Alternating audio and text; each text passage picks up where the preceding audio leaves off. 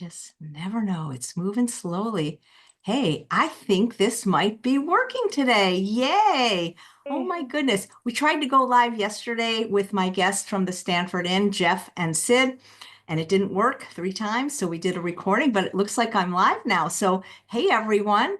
Welcome to Chef AJ and Friends. My friends today are this purple guy and Susanna. Susanna, she's been on the show with me before.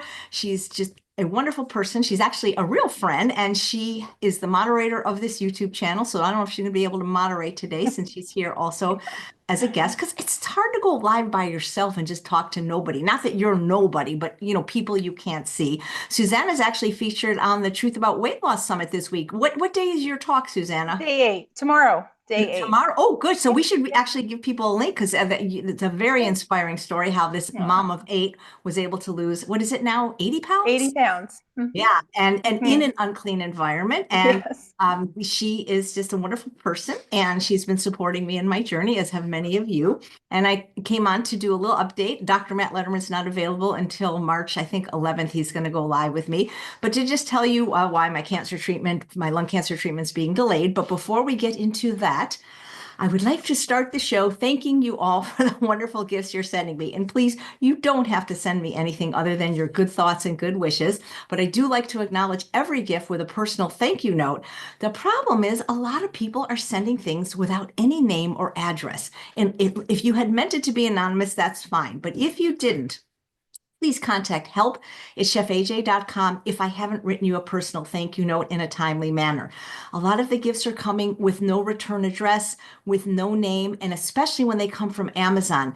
If you don't check that little box saying it's a gift, no matter what I do, Amazon won't tell me who it's from. So this is the first gift. And Susanna, doesn't this look like one of those characters from like Inside Out, like Riley's Yeah. Imagination? It So looks really soft. Oh, yeah, it's so cute. You know what it is, Susanna? It's called a warmie, and it's a heating pad. So if you have pain or just want to be warm, but it's lavender infused and it's purple. So it's like this would be like a great gift for everybody. This is from Trisha. Trisha, I'm not generally saying last names, but I think it's okay. She's been on the show before. She's a vocal singing coach. She'll be in Vegas, so if you want to meet her and Susanna. So this is just just think this guy is so cute. And speaking of gifts, you gave me something. You gave me this. I would call it an ornament, right? Yeah. And Yeah, the so, day that you shared about your yeah. your baby losses really hit my heart. I've lost 7 babies over the years. I had 8 living children, but yeah, I felt really impacted by that. Well, I keep it on my desk as I do everything you've ever given me, and I just love to look at it. And just so you know, for those that want to hear that story, we can link to it. But a lot of people wrote in about that and told me about something called Rachel's Vineyard. Have you heard of it? Nope. Well, it's awesome. And I'm registered to go in July because I have to go to one that's English speaking because I don't speak Spanish and I wanted to go to one near me. And what it is, I'm not exactly sure what it is. A lot of people wrote in, but it's done by the Catholic diocese. I'm not Catholic, so it doesn't matter. You can be any religion. And it's like a healing for people that have lost children, whether it's through abortion or miscarriage or just other things. And it concludes with like a memorial service, and you can go with your spouse or not, but it just sounds like an amazing retreat. You stay there for 3 days, and they're having one in Auburn, California. You're in town, Lovely. you can go with me. And the religious part, you don't have to, if you don't want to go to the church part, you don't have to. And it's very, very affordable. So all the people that wrote in, I wish I had known about this 25 years ago. I could have maybe healed sooner. Yeah. That was pretty cool. So apparently people must think that I need to take little rests because my sister-in-law Carla gave me this beautiful pink face mask. Not face mask, it's an eye mask.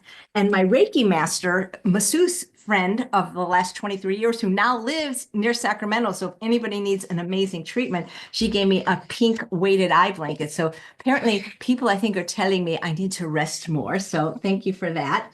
Now, here's a cool gift. I liked this so much that I actually ordered one for Dr. Brooke Goldner for her birthday because she loves to drink water and she loves purple. And it's a very, very large insulated cup that says, sometimes you forget that you're awesome. So this is your reminder. And this is huge. This is 40 ounces. And Naomi and Rio got me some metal or stainless steel straws to go with it. So thank you. And I did find this on Amazon. I don't think Dr. Brooke Goldner's watching because hers is coming any day now. So this is from Shannon. This would be so cool. These are like, okay, I'm not exactly sure because I didn't open it yet, but these are like flashcards, like healthy flashcards for kids. They're endorsed by Dr. Will B. and Dr. Michael Greger. So this would be cool for, I mean, your kids are all grown, but you have Yeah, grandchildren now. So this I could be do. something very, very cool. Thank you, Shannon. And okay, so this is very cool. So Diana gave me an adult coloring book, and I had gotten one from Teresa Passy, who actually designs them, and you can order the fruit and vegetable one. This one is specifically a mandala coloring book for cancer. And so since I already got the pens from Teresa, this is going to be very cool. It just has, really cool inspirational sayings. So I love this because I do love crafts. Thank you, Diana. Now, Susanna, you're probably going to recognize maybe what this picture is. The problem is we do not know who sent it to thank. It's called The Chosen, and we believe it came from somewhere in Texas. Yes, can you address in But Texas? there's no address, and it's a very beautiful scene, and I'd love to be able to thank you personally for it, but I don't know who sent it. So this is very beautiful. And there's more, Charles. If you could hand me a few more items, we can do a whole show. By the way, the next gift anybody sends me, make it a new house because I'm going to need a bigger house to house all these wonderful gifts I'm getting. Okay. Okay. Leslie D sent me like not one gift, but like a huge box. And this one is pretty cool. It's a purple rose, but it's metal, but it's really a rose. Like at one point, this was a rose. And I really do love this because I love purple and green are my favorite colors. I just got to find a really prominent place to display this. So that's pretty cool. And then I'm guessing you got to be from Minnesota because I got a mug from Minnesota. And I've got some green powder, which I can have in my mug. And here, if you can From take these for Minnesota. me. And Or Minnesota. some more Minnesota swag. What's this called? A spoon. It's called a spoon. And a Minnesota towel. Don't we know somebody in Minnesota? Isn't that where Linda's daughter lives? I think so. Thank you. This is very practical and useful. Oh, here we go. Poster. So, and they keep coming. This is very beautiful. This is a hand painted coaster, and I can use this right at my desk because I don't like water stains on my desk. I love Snoopy, second only to Scooby. So this is very cool. Snoopy notes. I'm getting a lot of Snoopy swag. And a book, actually 2 books. Now, I don't want to appear ungrateful, but I got to ask people if you're going to send me books, if at all possible, send them in Audible. I'm on a medication. I can't see straight, and they can't correct my vision right now for reasons. If you want to know, I can tell you. So I can't really read. So if anything comes on Audible, that would be my preferred way. This is called God's Original Diet. So this looks like a great book. And this book, Prayers. this is lovely. You're going to make it. And it's a book of 7 morning and evening devotionals. So that is awesome. Thank you. It's amazing to me. Like, there's a line in what's the Streetcar Named Desire. I've always depended on the kindness of strangers. That people I don't even know are just sending me such lovely gifts and are just so kind. Anything else? I believe that's Okay, it. so that's it for now. And back to you, Susanna. I hear you felt your first earthquake today. Well, I have felt an earth tremor before, but yes, about, let's see, 45 minutes ago, we had they're saying anywhere from a 4.9 to a 5.1, and I'm up here in Vancouver, Canada, just right near the coast. So everybody's talking about it. It's quite exciting. I don't think it's much of danger or anything happened or anything, no tsunami warnings or anything like that. So yeah. Well, that, I asked, I don't want to say her name or she'll talk, Alexa. She said it was in Petulia or somewhere in northern Tender Harbor. Okay. And Pender Harbor Sea Shelf area was where it was, about 10 kilometers under the surface. So yeah. So yeah, that's what with the price we pay for, I guess, living in California. Mhm. I was in the big one. I was actually in two big ones because there was one in 1971 that was pretty big. And then of course the epic Northridge earthquake where literally I lost everything, but I didn't have that much. You know, I was, I mean, so, and I had earthquake insurance, but now I don't even know if people can get earthquake insurance anymore. It was a Yeah. bit of a strange sensation. It sounded like a big windstorm, but then we looked out and the trees weren't moving. So it just kind of hit the back windows, and that was on the main floor. And then my son was upstairs and he came out of his room because he was sitting on his bed playing his guitar and the bed was shaking. So everybody felt it. I don't like earthquakes, but being a person with anxiety, I like earthquakes better than when I lived in Chicago and there were tornadoes or other things like hurricanes, because what's nice about earthquakes is you don't get advance notice. They happen and then really they're over with very quickly. But I think the fear of knowing that a hurricane or a tornado is coming for my psychology was always worse, you know, because and they don't happen that often. And as devastating as they've been in California, there's not usually a lot of loss of life, at least not for these smaller ones. So, but if anybody is struggling with earthquake problems from this one, we wish you well, and hopefully there won't be any more. Supposedly there's an app that's supposed to like tell you when they happen and stuff, but I don't know if that really works, you know? No, we didn't have any kind of warning system at all.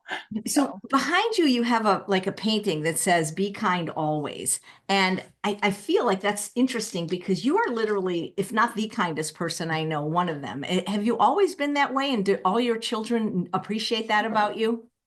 You know, I was pretty intentional when I first started having my kids. I found I was kind of resorting back to, I hate to say it, but you know, just patterns that I'd seen in my own childhood from my parents. And so, you know, as the family grew, every 2 years we were adding a baby, all the way up to 8. And so, in that first couple of years, I found myself yelling a lot, yelling at the kids, and I didn't like it. And so, yeah, so I sort of switched gears and kind of almost went like the extreme opposite of yelling. And so that's sort of, yeah, I made that. That's my own hand that I made that, and that lived in our kitchen for quite a few years, just sort of a reminder for all the kids and for me. So. Wow. Well, you know, I didn't mention this, but if you want to tell people, you're also a health coach and you specialize really in people trying to lose weight or manage their food addictions. But I imagine your clients find you kind, or they probably wouldn't come back very often. Gosh, I hope so. I hope so. Yeah, I've been coaching for actually 2 years now, coming up on 2 years, and really enjoy it. Find it really rewarding, and I really enjoy the personal connection and sharing sort of, you know, because I've been through my own weight loss journey. I find there's a lot of things that are pretty common experiences with people. And so, yeah, just trying to support people in their goals. And I've learned everything from you, AJ. So I'm just sort of trying to share, you know, pass it on, right? Pay it forward. You take on some of the toughest cases that I could never touch, you know, and because you have the perspective of somebody that was able to lose 80 pounds, even in an unclean environment with 8 kids. So that's something I never had to do was worry about that. I forgot a couple of presents. How can I? From Sharon, one of my dearest friends. This lady paints the coolest stuff. Her name is Nicole from Arts Work. And when Dr. McDougall was alive, I got him some plays for him and Mary that were just adorable. And inside you open it up and like you just pick up a piece of paper of the day. And today it says, "You are strong and resilient." So this is pretty cool. Thank you, Sharon. I love, she got me a plate once, really cool. And I'm not wearing it, but she got me this beautiful bracelet that says faith. I love it. Pretty. And I forgot that Jody got me 2 more bracelets. Jody was the one that originally got me these bracelets that say strength and hope. And now I have to add to that faith and breathe. So Hopefully I did not forget anyone. So before I tell people what went wrong with my treatment and why it's being delayed, I'd like to hear an update from you because you had a little bit of a health scare the last time we were talking, and I would like to know if that's been resolved. Yeah. Actually, I am very, very thankful and praising God every day for good results. Everything that I had tested is benign. So I had an endometrial polyp that I had removed in January. That was benign. I have 2 thyroid nodules, and they are benign. So I'm very, very happy. And then I had a diagnostic mammogram on my right breast, and it is just a calcification, which is what they were hoping it was. And yeah, so I am clear and very, very thankful. But how did you not freak out? Because, it was 6 months when my tumors were first found in August of 2023, and then cancer diagnosed in April of 2024. And that's 6 months. And of course, I hadn't told anybody then. I mean, I mentally, I was still freaking out, like imagining the worst, and it was. So how did you get through that period of having something potentially wrong and now it's okay? Like was it your faith that got you through? It absolutely was. Yeah, because there's a line in the Bible about the peace that passes understanding, and that's literally what it was. I felt bathed in faith and prayer support from my friends and my church, and it defies description. I mean, you would think with facing things that I was facing that I would be freaking out, and I'll tell you, there were moments where I was freaking out, but for my loved ones and for my own existence, I just couldn't go through my days feeling tormented by this. And yeah, that is my prayer for you too, AJ. I wear my Love and Kale Chef AJ bracelet all the time, and anytime I glance down and see it, I send up a little prayer for you. Oh my God. Well, thank you. That is so kind. Would you say you're a person that in general is not anxiously wired, or how would you describe yourself? Um, yeah, I would say so, but I think I'm pretty sensitive. Like I get my feelings hurt really easy, and I'm trying to work on that, just to one time I asked a question about that with Dr. Esser when he was on your show, and he said, sometimes we have to, learn to have a little bit of a thick skin and let stuff just bounce off you, and so I'm working on that. I don't know if you can change who you are. I feel like I'm very sensitive, as Dr. Elaine Aaron calls it, HSP, highly sensitive Mhm. person. But I've kind of developed a tougher exterior because, when you get hurt a lot, you just don't want people to know how sensitive you are. Right. Yes, Yeah. I And, agree. and, and social media is no place for sensitive people. No, that's why I don't do it. That's why I don't do it anymore either. And I'm thinking of maybe not even doing YouTube, after a certain time. Mhm. So, people are commenting, congratulations. And Mona saying you look fabulous, Susanna. So we're just Thank you. happy for that. The thing is even in your case or in my case or in anybody's case, even if it is the worst, intuitively, it makes no sense for me to be worried every day when nothing bad is happening in the moment. But I don't know how to not do that. I mean, I feel like I still need some more. I don't know if it's therapy or something with mindfulness to just keep bringing me back into the moment that right now everything's fine. Because it is. I don't have any symptoms of cancer, any symptoms of lung disease, other than I've had asthma my whole life and COPD as an adult, but I don't have any symptoms from either of those. The whole anxiety is like running the show, baby. Mhm. Mhm. Yeah, I listen to a lot of Christian music. That's I know I've sent you songs from time to time, but those words just really speak to me. They just bring my level of anxiety down, and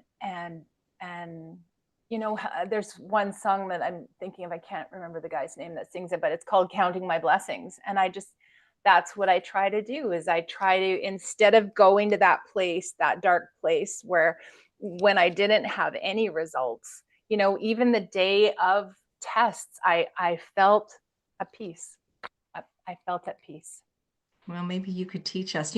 I've been going to, I don't want to say church per se. I mean, I say church because people understand what church is. Let's just say house of worships because they're not all churches. But that's something I have found a lot of comfort in. And I feel very at peace when I go to these services. Mostly they're on Sunday, some are on Saturdays. And it doesn't matter even the denomination, honestly. I don't have a particular religion. I was born Jewish, but I will go to Catholic one week. I'll go to Episcopalian one week, Seventh-day Adventist, Unity. They all give me such a sense of peace when I go there. Partly it is the music because the music is just always uplifting, and it's just like I feel a sense of peace when I walk in. Especially there's a few places that are some non-denominational ones, and it's like going to Vegas. There's these churches up here. They're called Bridgeway or Bayside, and there's multiple locations of one of them. And the people that speak, they're just so, I resonate with the messages. They're very timely. They're for today, the messages, right? And the music, it's like going to Vegas because there's like lights, there's like stages, there's like a place for coffee. People come in all ages. They don't have to be dressed up. They got their Starbucks they call it the church for people that hate church. And it's just everybody's welcome. That's the other thing. I want a place where everybody's welcome. So yeah. Anyway, it's been a lot of fun for me. And it's not that like I all of a sudden found God or religion. I had been working 7 days a week for almost 5 years. So that didn't really leave a lot of time to go. But if they had it every day, I'd go every day. But apparently they don't. Well, there's lots of online stuff too, like even you have referred me to the work of Joe Dispenza. I wasn't familiar with him before. I listen to him every night and every morning. My husband is actually doing his intensive courses. Edie Desser, who has been on the show a few times, has done lots of his courses and told us about him. I mean, I knew about him. I actually heard him speak when he had his first book, Breaking the Habit of Being Yourself, years ago in Pasadena. So I knew who he was. So we listened to him a lot, and my husband's doing his courses, and he's going to LA to take the in-person one. Now, when do you go to True North? Because maybe you could stop here first, because I'm going to be alone for a while. So March 2nd to 23rd. Gosh, I wonder if there's a way I could see you while you're there. Maybe when he comes back, he's going to be gone during I would love that. period. That would be so cool. Oh my gosh. I would love that. I have a big bed you could share. I mean, I was going to go there the whole month of August, actually, because here's the thing, guys. I'm not delaying telling you about my treatment. I really don't know what's happening at this point because I thought I had a plan. And sometimes even the best laid plans go askew. So I'll tell you what happened. But if it keeps going like this, and I will be done with treatment at the end of July, then my plan was to spend the whole month of August kind of detoxing from it at True North, not necessarily fasting, because it seems like after like 4 days is my limit, but it's still so worth it to go there. So I had my first infusion treatment with a medication called Keytruda. It's an immunotherapy drug, so it's not chemotherapy. It's gentler, and instead of destroying the immune system and the cancer, it actually targets the cancer and builds up your immune system, so much so that sometimes people on this drug could develop autoimmune disease. So my first treatment was February 6th, and I was going to live stream it, but the hospital policy was it wasn't allowed. The highlight of the treatment was the dog named Juvie. If you're on my mailing list, you probably saw the picture. She's a black lab, and she stayed on my lap the whole time. It was wonderful. And I did try to make a video of it, but when I'm talking to not a person and a camera, I don't do my best work. But anyway, what happened is this is what happened. I don't know if you guys can see this, but it looks like my calf, but it's actually my arm. So you can see that my right arm, it's kind of slender. It's about 11 or 12 inches. And this, which looks like my calf, was 19 inches. So what happened is I developed something called an infiltrate, or they call it, I think, extra vision. I don't know what it's called, but all you nurses and doctory people will know. But anyway, so instead of the medication going into the vein, it went into the tissues.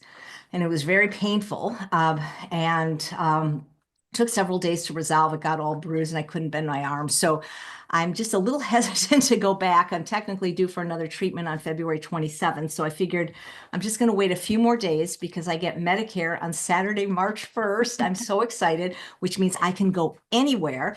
And so I have appointments on Monday, the 3rd of March with Stanford with a thoracic oncologist, and then another appointment with a thoracic oncologist on it's either Thursday or Friday, March 6th with the City of Hope. And now the whole world will open up to me in terms of where I can go for treatment if I wanted to go to MD Anderson or anywhere, because everybody takes Medicare, but that has been the problem. And so we'll see what happens. But I'm hoping that that will be the course that is decided, because it seems to be something that I can tolerate. It's hard to know because I called the drug company named Merck, who makes the drug, and they say when this happens, you probably didn't get much of the drug, maybe up to 50% or less. But I did not get any side effects from it, or if I did, I don't have them yet. They do say that with immunotherapy, and maybe this is the case with chemotherapy, I don't know. It's not like, I mean, I guess it's always possible to get a side effect immediately, but generally they show up often weeks later. But so far, it's been 2 weeks and a day, and I don't have any side effect other than anxiety. I'm just so tired of telling people I have anxiety. But, I will tell you, though, Susanna, one thing that happened, and, I really do try to just enjoy the moment and enjoy Bailey and Charles and, things. But on Monday night at 6 o'clock, I go to different cancer support groups just because I find them, in some ways, they're sad because there are people that are very far along, and I don't know if they'll always be in the group, so that part can be really sad. But also a lot of information is in these groups, things that I don't know, whether they're treatments or doctors or just how to navigate your insurance company. So there's a lot of information in these groups, and they're generally run by the social worker of the hospital. And the neat thing is, any of you that have cancer, just so you know, you don't have to go to that hospital to be in the support group. So I have a dear friend who lives in Indiana who is 25 years younger than me, non-smoker, lung cancer, already had her lung removed. And she hasn't been in any groups. And I told her, you can come to any of them. So like I have one that's run out of Stanford, even though I'm not a Stanford patient. They have two kinds of groups. One is on your disease. So for lung cancer groups, you got to have lung cancer or had it. And then there's also general groups. And so I got a text message on Monday night at 6 o'clock from a friend of mine, a dear friend from Southern California, and her sister, who is 2 years older than me, who I met many years ago. She took my cooking class in LA, even though she lived in Baltimore. And she was diagnosed 2 months after me in, I believe it was July of 2023. And we had done some classes together, and I got a text message that she had passed away. And I lost it. And I was so thankful that in that moment I was in a group to process it, because it's like, it's not that I don't want to share my burden with Charles, but I feel like he's burdened enough, and he's so stoic that, he needs a group. And I keep saying, go to the support group for spouses. You'll meet your next wife there. And I keep joking that, because that's the only thing that's going to get me through is joking. And Kathy Fisher, everybody knows Kathy Fisher from True North, Straight Up Food. See, she's coming next week to visit me. And that's what I love. I mean, it's not that I don't appreciate your presence, but the best present is visit me and make me food like Tammy Kramer has been doing. And so she says, oh, I want to come and cook korma for you because that's my favorite recipe. But I'm not kidding. I have such a warped sense of humor that, there was a handful of people I told a couple of years ago, and Kathy Fisher was one of them. And I said, Kathy, if anything happens to me, please marry Charles, because he's not going to be able to get his food. And so, hey, I'm okay with that. I'd rather pick my replacement. You know what I mean? But anyway, so it was really helpful to have that group there at that moment, because it really, the reality hit me. Well, first of all, she's a lovely person. And again, people just don't seem to realize how many people are getting cancer, especially lung cancer, especially women, especially younger women, and especially people that have never smoked. I didn't know this, and, we started our journey together, and she's already gone. And it just made me realize, like, I mean, you can die. I mean, like, honestly, I mean, we're all going to die. Obviously but it's like, I don't like to think about the seriousness of it. Does that make sense? Sure. Yes, totally makes sense. Yeah. Totally makes sense. Yeah. And so, because when I do, I'm kind of like a little bit sad and maudlin.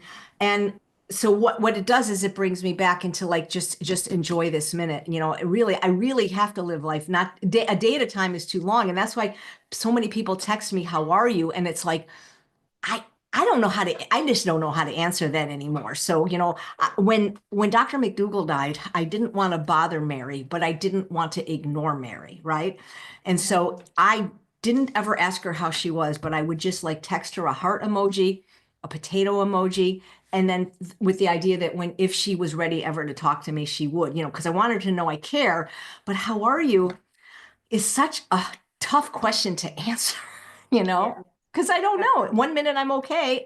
When I'm in improv class, I am fine. See, this has been like how church is or how your faith is for you. That's what comedy is to me. And that because if you're going to do comedy well, whether it's improv comedy or stand up, you have to be in the present moment. And especially improv. Stand up, it's a little different because you've already worked on the material. You kind of know what you're going to say. But with improv, if I'm there not listening to the other actor or thinking about what I might say or thinking about my disease, I'm not doing improv, right? And so with those 90 minutes, and I've been taking as many classes as I can, I'm cancer free because it's just, this is when I'm most fully present. And tomorrow I'm actually flying to LA with my friend Trish for the weekend because we've been taking improv online since the pandemic. And my teacher's finally teaching a class in person, and Dr. Matt Letterman's going to be there too. So I'm really happy to do that, Amazing. Amazing. Yeah, I mean, these are great things for all of us to hear, because I think, one of the big questions is like, how can we support you, right? And so that you said earlier, you don't know why people are sending you gifts. Well, that's why, because that's one expression for some people. That's the way we can express our love, right? Is just by sending. And I'm very appreciative, and I don't want We it know to you are. be the kind of thing where it's a financial hardship for people. But also, my main thing is like, please tell me who you are so I can think. I mean, some of these things we're getting are absolutely beautiful, and blankets, and it's like, well, who sent it? And trying to call. But sometimes you get a little clue. Usually when it's purple or something chef related, I'm like, I get some kind of ideas. Where do I do improv online? So you can do it many different schools. I studied with the Groundlings for years, but now I do it with my favorite teacher, Patrick Bristow, who was a Groundlings. He's been in shows like The Morning Show, Nobody Wants This. You can look him up, Patrick Bristow. He's amazing. Hey, would you ever take improv with me? I mean, you could start from the ground up because you don't have to be advanced. A lot of my friends here who are doctors and nurses are just taking it because it's just so much fun. I'm open to it. You've pushed me to do so many things Yeah. that I never thought were possible. So I wouldn't rule it out. I'll tell you, doing improv, I think, is easier than losing 80 pounds. But, I think about that song from Jim Croce that there never seems to be enough time to do the things we want to do once we find them. And if I have, I don't, I think about the Frank Sinatra song, My Way, and I really don't want to die with any regrets. But if I had one, is that not why didn't I do it, but why didn't I do it sooner? You know what I mean? Like, because I think until we're faced with something like this, I think most people think they're going to live forever, or at least they're not going to die soon. And I mean, thank you for the nice compliment. I look beautiful I don't know, it's like all I ever wanted to do was comedy. Like that's all I ever wanted to do. And so why didn't I do it, But you did, I mean, how old were you when you were on Johnny Carson? I was 27 and I had, right? yeah, 27. And so, yeah, you may not have done as much as you wish now, now you're kind of throwing yourself into it. But, I mean, you've got a pretty strong track record for sure. So there's a question from, I can't see it all, and from Tessa Jane. Can you develop stand-up comedy skills by watching sitcoms? I would say more by watching stand-up, but if you really want to do stand-up, I do study stand-up with an incredible teacher who teaches online named Carrie. And stand-up, I think, in some ways, for some people, is easier than improv because you have a net, meaning you kind of know what you're going to say. It's not improvised. You work on, it can take 7 weeks to get 5 minutes of material and you have it memorized. Whereas improv, it's just you and the partner, and that's why to me it's like really, really exciting, It's risky. You know, they say every day, if you don't do something that scares you, you're probably not living. And people that only know me from YouTube don't know how really funny I am, because out of respect for, not wanting to get flagged, I mean, I'm not like dirty, but I am a little bit raunchy. So people that have seen me in person, like at the McDougal weekends, or what's called Cuca College, where I can kind of let loose. I am combining comedy with the cooking. It's hard to Yes. do when you're teaching calorie density. There's probably only one or two jokes I can make, Yeah. but that really is my happy place. And then wait, I think you have one of these, Susanna. Come here. This is my other happy place. Oh, that was one of the things I wanted to ask you. How is Bailey doing? Well, Bailey requires a lot of care because, Oh, we don't even know what she's got, and we're not going to pay $6,000 to find out. And that's not because it's not because we're cheap. It's because what's that going to tell us? We have to do anesthesia just to do the spinal tap and the MRI. It just doesn't make sense, because it's not going to alter the course of treatment to find out whether or not those two incidents were strokes. So right, yeah, no, but right. she's Lazarus. She bounced back twice from the dead. Aw, And she's getting up there just like a lot of us are. But that's the most special time. It's like really all I want to do now.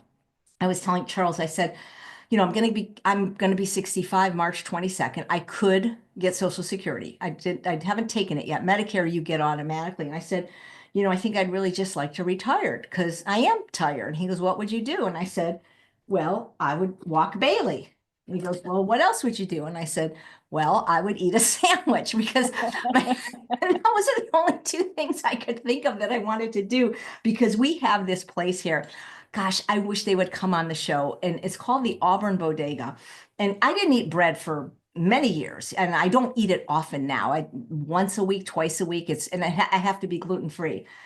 But this place, Molly, if you're watching, and you probably aren't, it's like a little hippie store, and you can't even eat there. There's like one table outside, but they make this sandwich. I got to tell you, my grandmother used to call things a taste thrill, like a party in your mouth. It is so unique.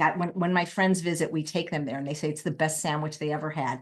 And it's called the Bro and Sis. And what it is you can get gluten-free, vegan bread, or their gluten-free bread isn't vegan. So I have to bring my own, and they're not supposed to do that. So hopefully the owner's not watching, but they do it for me.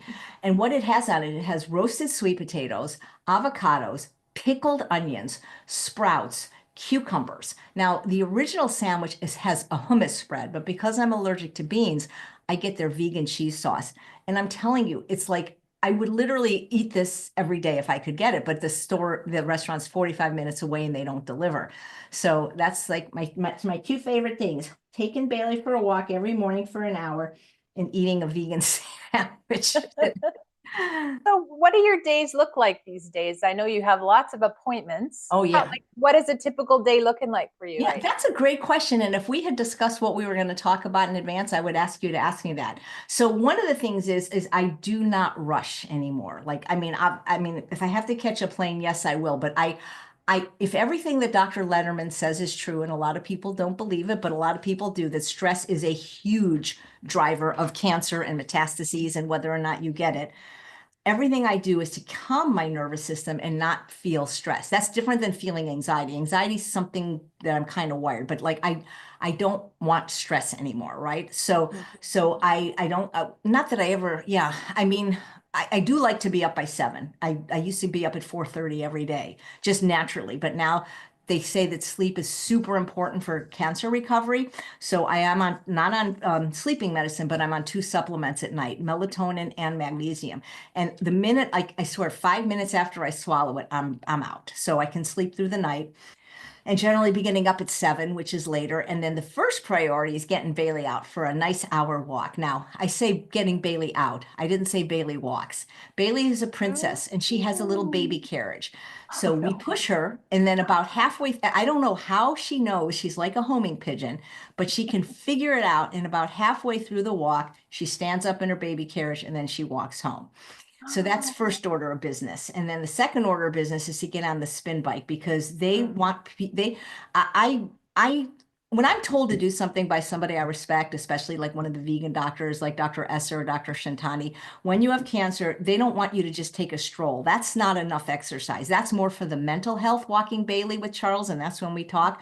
They want you to exercise vigorously, like breaking a sweat. So I get on that bike, I shoot for 90 minutes, usually I only make about an hour or 75. So now we're talking like, it's like almost 10 o'clock now. So I got to get in the shower when I have a show. And I think I spend more time trying to answer emails than anything else. So I got to figure out something to do with that. That causes me a lot of stress. If you know me, don't email me, just text me because I can do voice to text.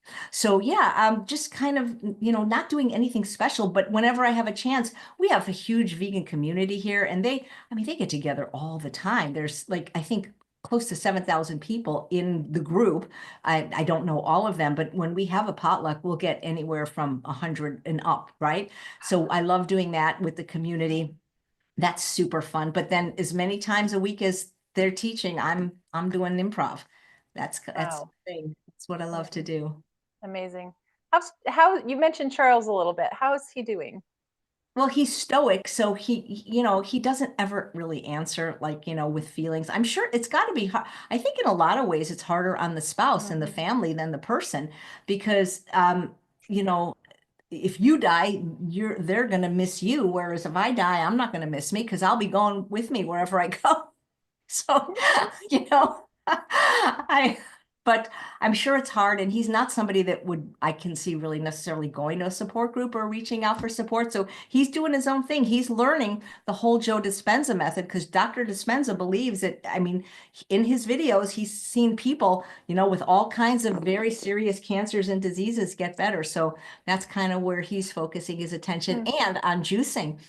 So soon I'll tell you, I don't know if I'm going to keep doing, YouTube lives all the time. I would love to, because I really enjoyed the month of January when I went live for 31 straight days, like I did for 4.5 years. But that was a little hard on me because I love doing the shows about cancer and the survivors and stuff like that.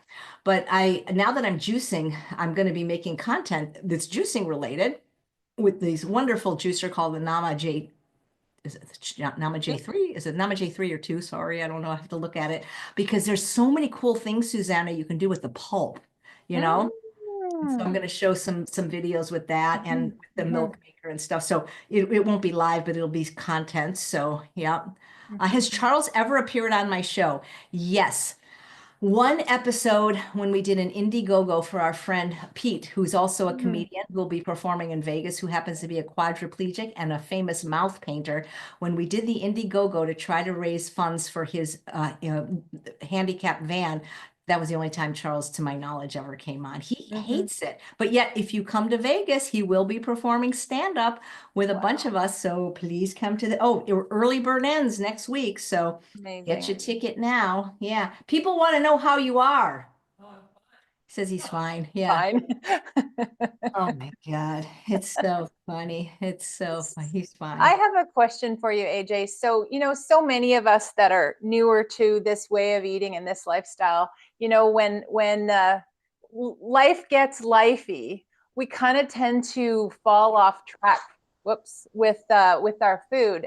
How do you manage that? Yeah, it's interesting because I'm really understanding so much more about this concept of emotional eating and food addiction the longer I'm in the space. And I think people are different, because there are people, and I've met them, that when they are stressed, they turn to food. And when I am stressed, I lose my appetite. So it hasn't been hard for me because when I have stressors or anxiety, it's almost like my stomach just doesn't want to have food and I have to force myself to eat, which is why I bring up this sandwich. Because I said to Molly, I said, I just don't have an appetite these days, but I want to always eat that sandwich. And so that really made her happy. But I think, like you have often taught your clients, if you have systems in place, you can't really fall off if there's nothing to fall off to. And so even if you don't have a clean environment, to have the cleanest environment you have by having your food ready and prepped, it makes it a lot easier, I think. And I still do batch cooking, and like Charles makes us juice every morning. Oh my God, it's so delicious. But I always have entrees and like if somebody asked if I was starch based, yes. So I have what I call the starchy staples already ready. There's always frozen rice in the freezer. There's always cans of beans for Charles in the pantry. And there's always like food. There's usually soups that I've made, smoky sweet potato burgers, any kind of little treat that I have. So I batch prep just because I'd rather, it's just easier for me than to have to try to figure out what to make for dinner every night. Yeah. Yep. I hear you. And that's I still eat almost the same thing for lunch every single day, which is a Hannah yam and broccoli, you know, on the days that I'm not eating a sandwich. It's funny because sandwich is not a dinner for me. Sandwich is a lunch, you know, so I always seem to want a hot dinner. But oh my God, I'm trying to get this Indian gentleman named Mukul on the show next week. So a friend of mine named Peggy, we have a mutual friend, Al, and Al's been on the show a couple of times because he just turned 89. He had heart disease advanced when he was 80, and he didn't adopt this way of eating until he was 80 and pretty much reversed his heart disease. So he's very strict Esselstyn, no oil. And they wanted to get him a pizza for his 89th birthday, but you know, pizza, you know, hello. So they found a place in a city about 15 minutes away called Antelope, where not only were they willing to make the pizza vegan, but make it gluten-free, make it without oil, make the marinara without oil. And this thing was loaded with every veggie from, let's see, it had artichoke hearts, olives, bell peppers, onions, mushrooms, tomato. It was like the best pizza I ever had. So now we do that we go get every week, we get this pizza. But, you know, I never ate out before, you know, but I see why people do it because it's very convenient, although it's more expensive, and it's very delicious. So I'm not doing Dr. Goldner's smoothies. I do get smoothies occasionally at this place across the street from that's the other thing, Susanna. Just going to the doctor is like a big deal here because I live, depending on which doctor, 30 to 45 minutes away. So we're thinking an hour to an hour and a half in a car just for all these appointments. And so, but by our hospital, there's a place called Nectar. And, you know, when we were getting the juice there, it was like $18 for 24 ounces. And now we can make it ourselves at home for about 4 or 5. And so the juice that I love Charles to make me is a combination of celery, cucumber, Costco mixed greens, lime, mint, and a little bit of apple for sweetness. And it's I think even regular people would drink that. It's so good. And it makes me feel like energized. And I feel like since I can't always eat pounds and pounds of vegetables anymore, like I'm getting, you know, some good nutrients. And yeah, the only problem is, Susanna, is like green, and we talked about this you moderated the reboot program. Green juice just kills my appetite. So I got to kind of have it earlier in the day because otherwise I won't be getting lunch because it really makes me not hungry for hours. Wow. Wow. Yeah. I don't have juice very often, I have to say, but I think, yeah, it's just something, you know, I haven't been drinking my calories because, you know, to lose this weight. So absolutely. And this is mostly greens. So I'm thinking the whole thing, if I figured it out, would have like 150 calories for 24 ounces. It's pretty calorically dilute. If you didn't put the apple in, I mean, greens have almost no calories, you know? True. Yep. Yeah, But you need a lot of them to make just a little bit of juice. And that's why, you know, it's like, oh my God, what am I going to do with the pulp? So I've made burgers with the pulp. I've made muffins, and especially I've made crackers. Yeah, that's true. If Bailey would eat the pulp, that would be good. Wow, Karen Gaylor is coming to Vegas. Yeah, baby. That is great. And thank you, Terry, for the kind comment about Reboot. Looks like for some reason we are streaming to Facebook today. For the longest time, it wouldn't go there. So that's cool. That's good to know. Yeah. What's for dinner at your house tonight? I made a rice and veggie stir fry with little tofu in it. And, you know, a lot of the time, you know, in my early days, I was always making 2 dinners, right? One for us, the vegans, my husband and my daughter and I, and another fully not good meal for the rest of the family, just, you know, something traditional that I had always made. And, you know, I've been at this since, well, I started with you in 2021, early 2021. And I'm just kind of tired of making 2 meals all the time. And so, you know, I'm kind of, I don't know, for about the last 6 or 8 months now, been experimenting with trying to find like real winner recipes that that the rest of the family will eat without complaint. And so I made like a vegan chili last night, and they were all good with that. And, you know, I supplement theirs. I make bread. I couldn't make bread for at least 2 years when I was losing the weight, but now I can make bread and not eat it. So, but my family can eat it. And so I make bread and, you know, kind of fill them up that way. Yeah. Well, you know, I love how you always talk about what Dr. Lyle says, taking it out of season. There's still things that I don't want in the house and can't have in the house, but like bread isn't something that like bread with peanut butter now, but just bread is, I don't think of, I mean, bread I can take or leave. I mean, it's convenient because it's one of the easiest ways to eat a sandwich, Right. obviously, but I mean, if I couldn't eat bread, I think I would probably be okay. Somebody's asking if they can give me a Mediport like they do with chemo. And what that is it's like a surgical procedure where right there, they attach it to a vein, and so they can give you medication and infusions and even take blood through this thing in your chest. And so that is a possibility. I can have one of those if I want, but again, it's surgery, and so I'm scared. So I have an appointment on the 27th with the interventional radiologist that did my lung biopsy without anesthesia, to ask him if he can do it without anesthesia again. If I have to be put under, I'm going to say no. But if he says he can do it with nothing, and by nothing, I mean no sedation, I will consider it. There are most people that have, at first I thought, oh my God, this is creepy, but the more people I meet that have the port actually say they like it better than being stuck a million times, you know? Oh, interesting. So yeah, so the thing is, you know, there is a risk of obviously infection and blood clot and stuff. And I just always feel like I'm one of these medically sensitive patients that if something can go wrong, it might, but I am looking into it. Also, the other thing they can do is instead of just having, you know, whoever's on duty, look for the vein, they have a special team of usually nurses called the VAT team. I think it stands for vascular arterial, maybe team.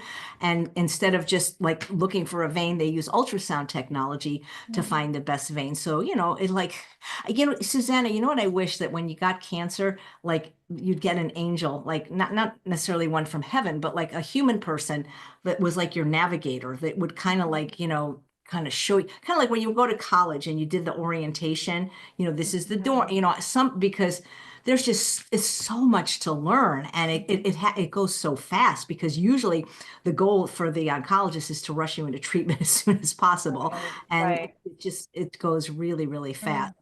I have a question about the Mediport. If they did that kind of thing, would that eliminate the possibility of what happened last Oh time? yeah, absolutely, absolutely. Okay. Yeah, you would. I mean, unless they didn't stick it in the port. Mona's saying that they never did Mediports without anesthesia. Yes, and so that at least where I go, they usually do a local, and then they still sedate you, like with propanol or whatever. So if he'll do it with just the local, I hope it doesn't hurt that much if I get it. I mean, I don't necessarily. There's another thing that's called it's a thing in the arm.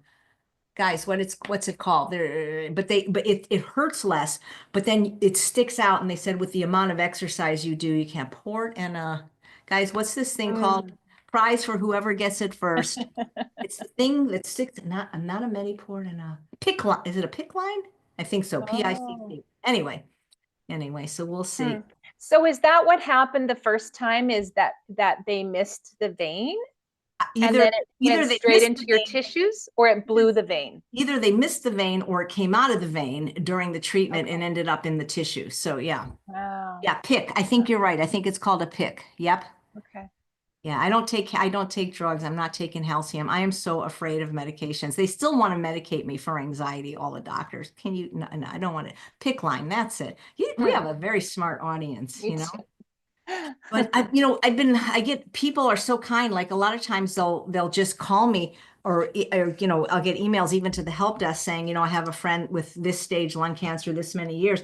And I find that people that have cancer are very willing to talk to other people that have cancer, you know, like especially the survivors. It's like they really want to give you hope and tell you. Like just today, actually, it was a friend of Lissa Maris's, and this guy had stage 4 in 2007, and he's still alive. And you know, it's pretty inspiring. You know, then you know when you lose, it's I don't know. I just wish it was like a year from now and this would all be over, and we could get back to maybe it'll all be over by Vegas. Who knows? You know, my story hasn't been written yet. You know.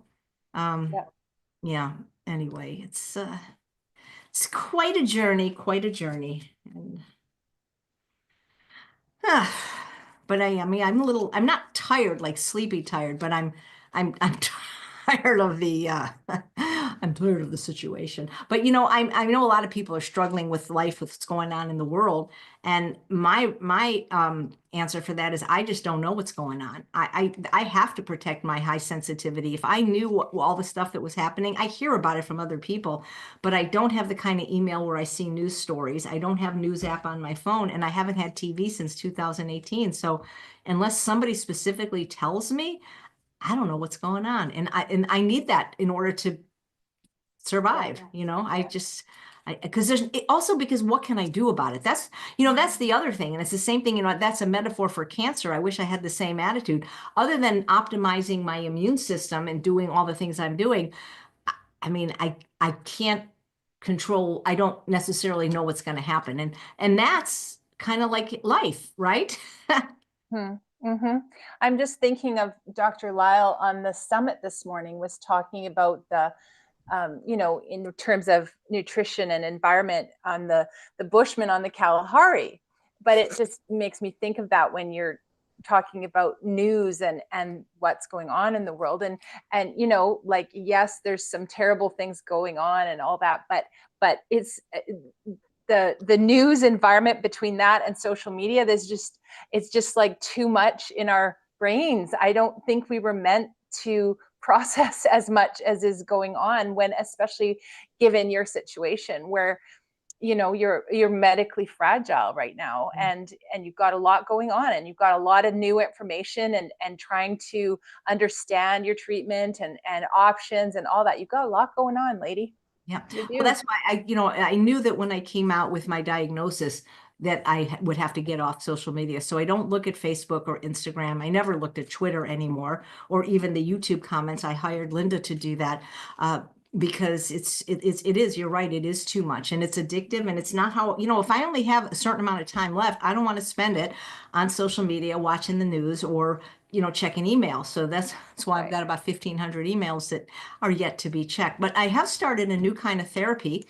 I had the man, Mark, the magic unicorn, on, who did the IFS, which is awesome. But I've gone even deeper, and I'm doing this thing that Dr. Nedley, who's my vegan Adventist doctor that I moved up here to be a patient of, and he wanted me to do trauma-informed therapy. But the lady that does it at his practice, I've been on the waiting list for 2 years, and I just got her as a patient.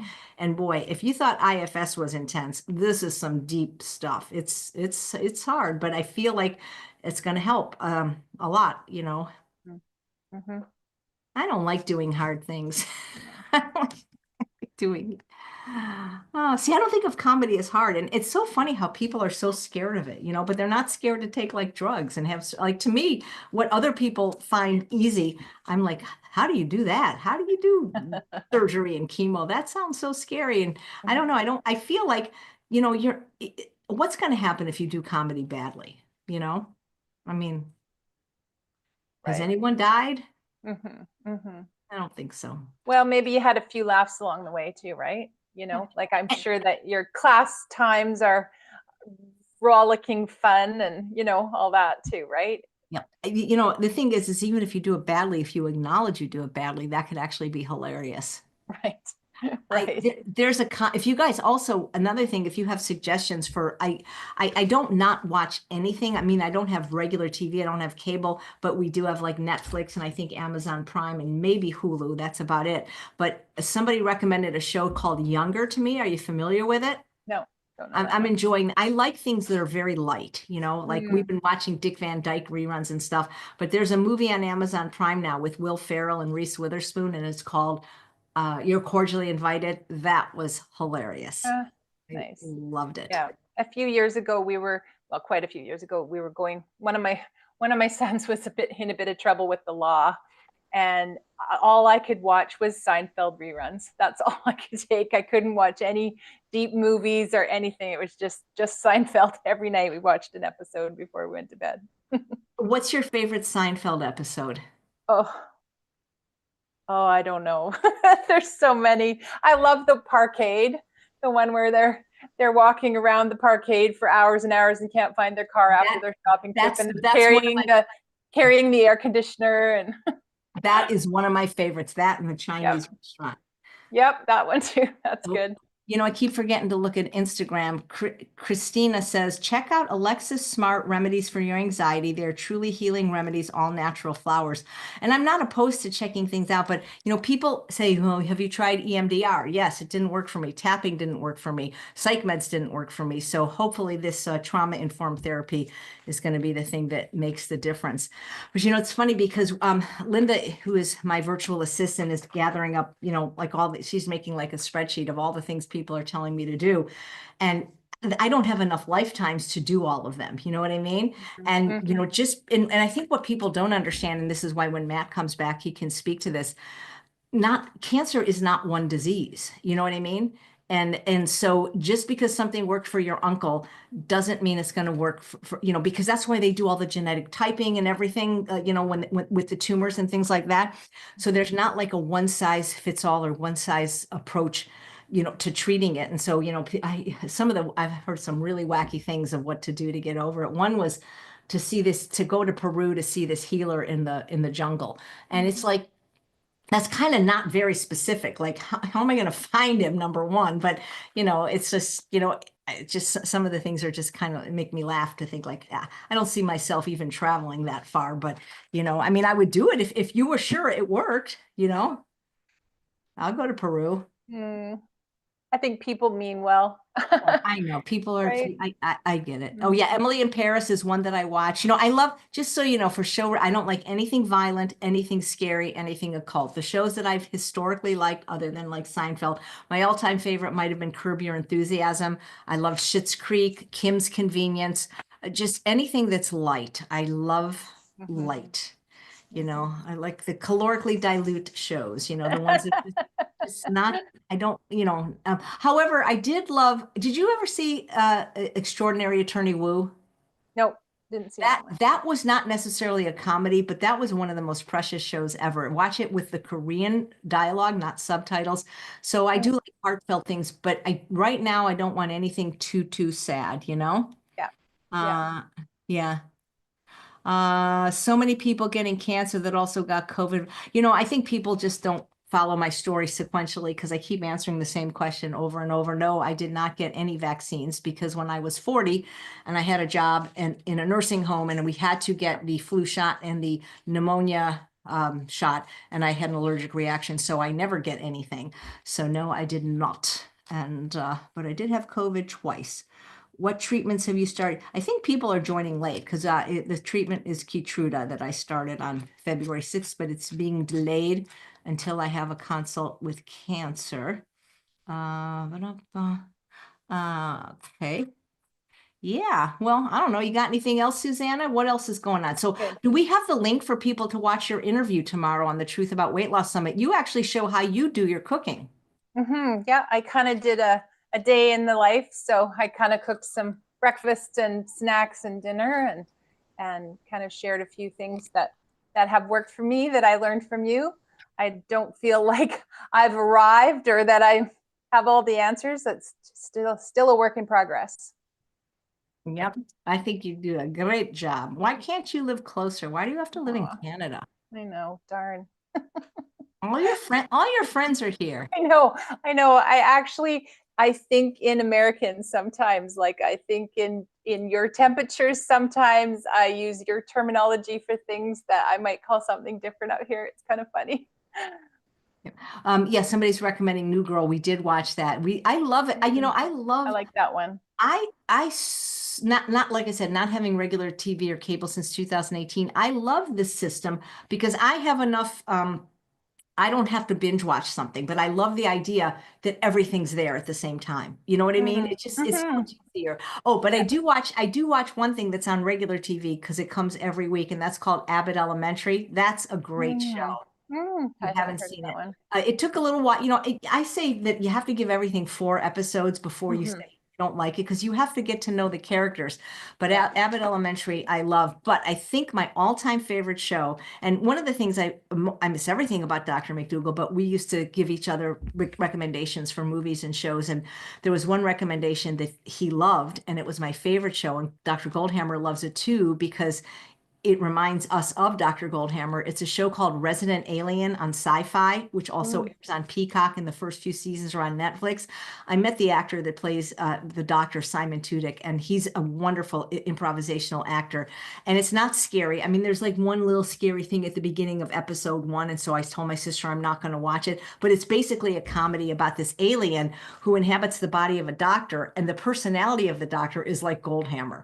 Just funny. It's really, really a very, very funny show. Yes, Ted Lasso was great too. So yeah, but here's the thing. I don't know do you ever have this happen to you? You wake up and it's early and then all of a sudden it's 10 o'clock and it's like, where did the day go? I didn't get anything done today. No, I know. That kind of feels like so much every day lately. But we only watch a little bit of television, maybe like 20 minutes we'll watch if we're eating dinner. And then by the time I go to bed, like I say, I'm always falling asleep. So anything. But I've been doing a lot of dehydrating lately. I got a dehydrator in culinary school because we used it, and that's when I learned how to use the Excalibur. And I make this granola. The recipe will be on my channel. I filmed it. I don't know why it's taking so long, but it's my version of Drina Burton's gingerbread granola, which is the best granola there is. But I make her version, but I've simplified it without so many ingredients. And then I make the low fat, low calorically dense one. And I sent them both to Dr. Goldhammer, and he said that the regular version, he goes, this is crack. So if he says it's crack, even though it was compliant crack, it's very good. So anyway, the problem is everybody that tasted this wants it. And so what I do is every appointment I go to, with doctors, I get a little mason jar and I bring them, and that's about 4 cups. It's called gingerbread granola. And the funny thing is when I come back for the appointment, they give me the empty jar, kind of like, and it's funny because I already have another jar. It's kind of the unspoken love language of granola. But I will tell you, I made a new friend today.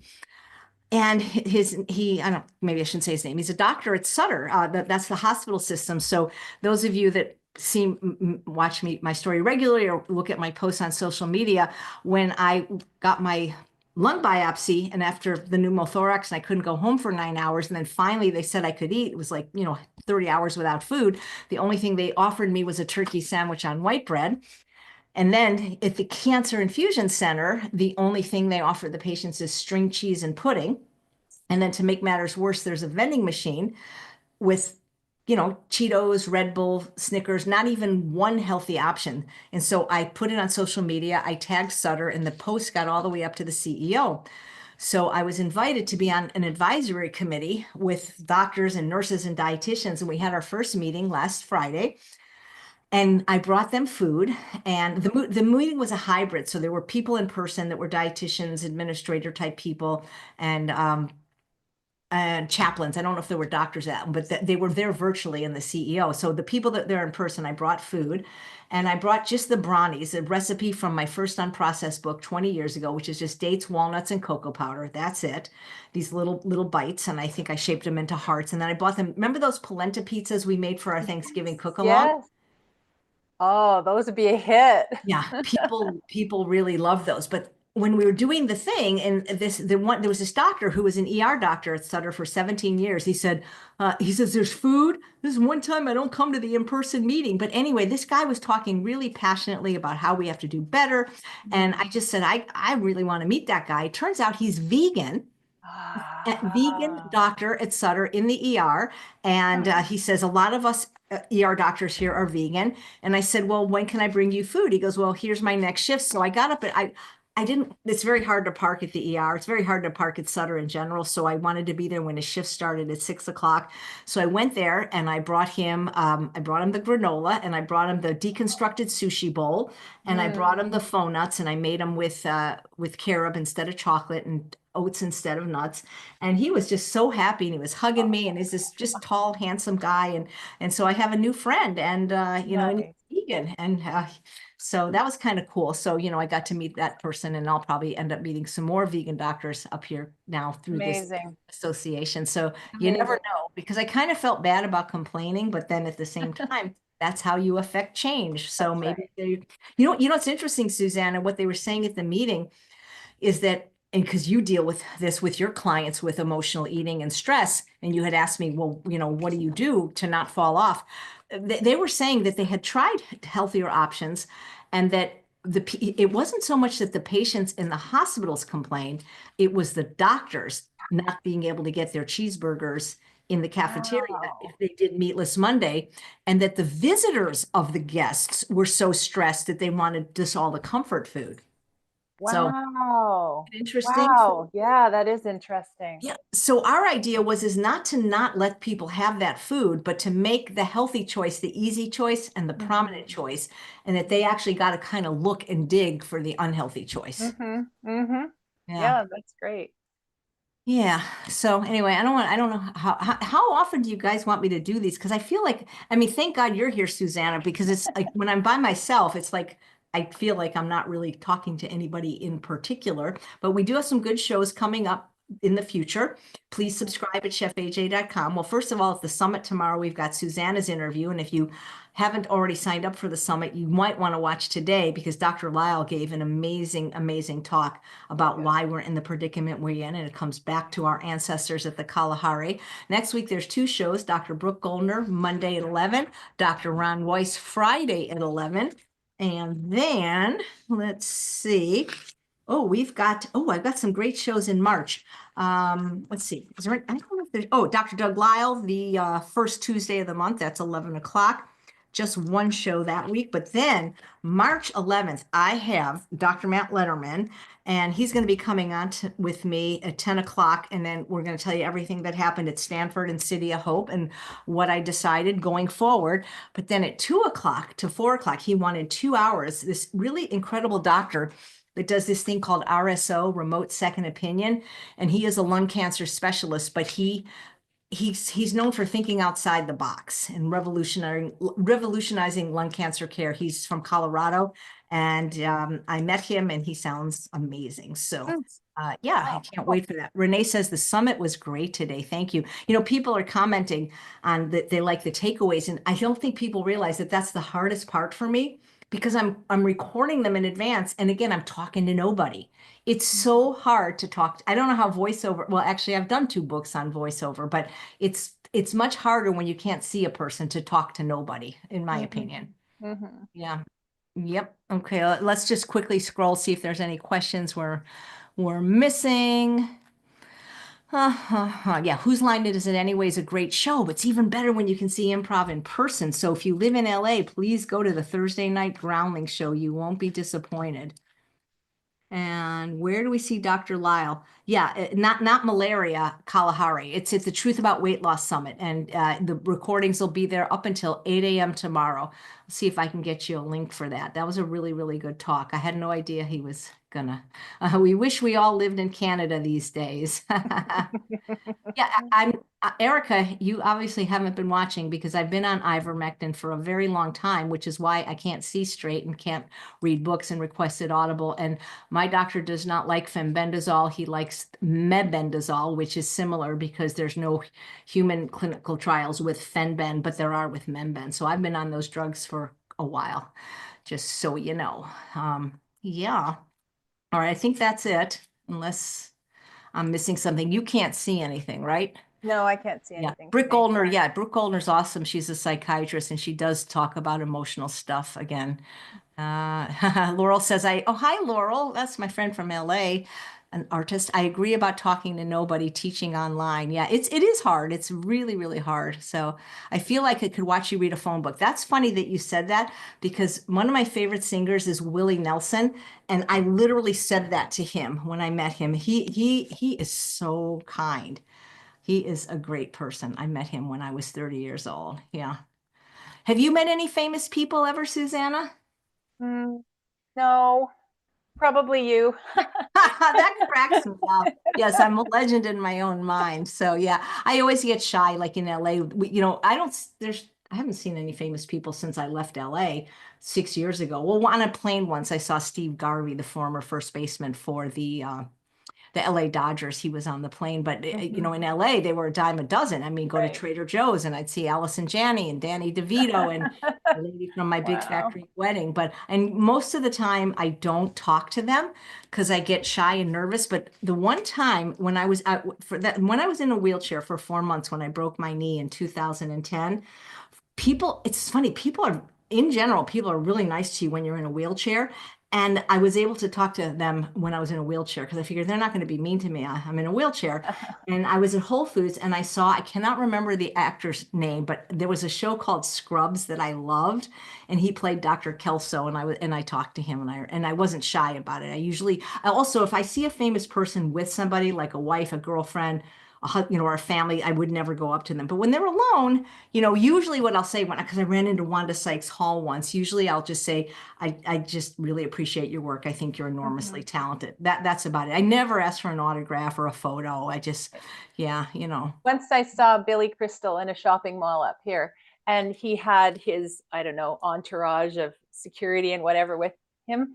And he went into a menswear store and he was cracking everybody up. All his security detail was laughing. The workers were laughing. I don't know what he was saying, but I was way too shy to go up and say hi. I love him. I wish they'd bring him back as the Oscar host. He's great. But then again, I can't even watch the Oscars. That's the only time I wish I had regular TV, is so I've missed all the award shows. So, but sometimes you can watch the replays here and there, but I haven't really seen any of the Oscar movies. Have you? I saw Wicked, and I don't want to say this because it's not going to be popular, but I didn't care for it. Yeah, I haven't seen a movie in quite some time. I did see Wicked in London a couple of years back when we went on our anniversary in 2019. I did get to see it live. So yeah, I saw the play, and I found the play incredibly sad, and I found the movie incredibly sad, and they were so mean to the animals. There were 3 scenes that I just were not able to take. I mean, I thought the people in it were very talented, don't get me wrong, but I didn't know, like, what is all the hullabaloo about? It just didn't do anything for me. Yeah, Amelia Perez doesn't sound like a comedy, though. I really can only do, light stuff right now. Got to keep it light. All right. So thank you, Suzanne. It's always more fun when there's friends. Thanks for inviting me. I want to show you this. I think I'm going to give this to you if you want it. This was made to me by Beth Fellows, who had a lot of success on the Ultimate Weight Loss Program. But maybe I should give it to you because I don't use a keychain because I don't even use a key anymore. It says Chef AJ LOTRL, which means left of the red. Yes. Because I actually have to mail you your check today, so maybe I'll put it there. I'll send this. Everybody else is getting granola, but I'll send you this because this won't be too triggering for you. Yeah. Thank you. Yeah. Okay. Yeah, that's okay. No, I don't. I mean, I don't do well with dramas and stuff. But everybody wants the Bob Dylan movie. A lot of people say that's really good. Yeah, my husband liked it. He went with our son. It Okay. surprised him. All right. Well, I will go see that one. Okay. All right. Well, thanks, Susanna. Thanks, all of you. And yeah, thanks. Take care. Congratulations on your the opposite of having a health scare. What did we call what you had? Thank you. A health. Yeah, it was a health scare. It was. Yeah. It kind of woke me up a little bit. Yeah. Yeah. Well, now you're going to be even cleaner with your diet and tell you. I know. Absolutely. Well, lots of prayers and positive thoughts going out from everybody for you, AJ. Thank you. And then so you'll be at True North, and we can't wait to hear about your experience there. Second time, like within amazing. Yeah, 6 months. But I was able to shrink my one ovarian cyst, shrunk by 25%, and that was like ultrasound before and ultrasound after. So I'm convinced. It's amazing. I think once people get to True North, this whole idea of healthful eating becomes so much clearer and easier. I just wish that for everybody, that they'd have the opportunity to go there to get the kind of education we got as well. All right. Well, it's almost time for my improv class. So take care, everybody. And thanks for all your love and support. And remember, if you send me a gift, tell me who it's from. Bye, Susanna.